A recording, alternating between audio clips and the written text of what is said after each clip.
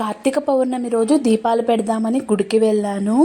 జనాలు ఎలా ఉన్నారంటే మతి లేకుండా ప్రవర్తిస్తారు. అందరూ దీపాలు పెట్టడానికి గుడికి వచ్చారు కదా, వచ్చినప్పుడు జాగ్రత్తగా ఉండాలని అస్సలకి తెలీదో లేకుంటే ఎట్లనో కానీ చూడండి, అందరూ 365 ఒత్తులు 1000 ఒత్తులు దీపాలు పెట్టే వాళ్ళు ఉన్నారు కదా.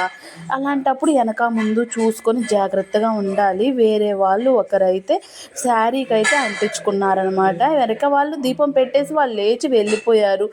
కూర్చునేటప్పుడే మనం కంఫర్టబుల్గా కూర్చోవాలి. మనకి కంఫర్టబుల్గా ఉండే డ్రెస్ వేసుకొని ఉండాలి.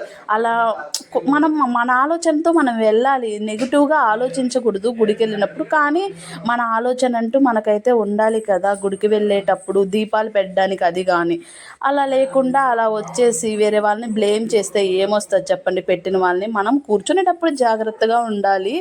ఇంకా ఓకే అండి, మనమైతే సేఫ్గానే దీపం పెట్టి హ్యాపీ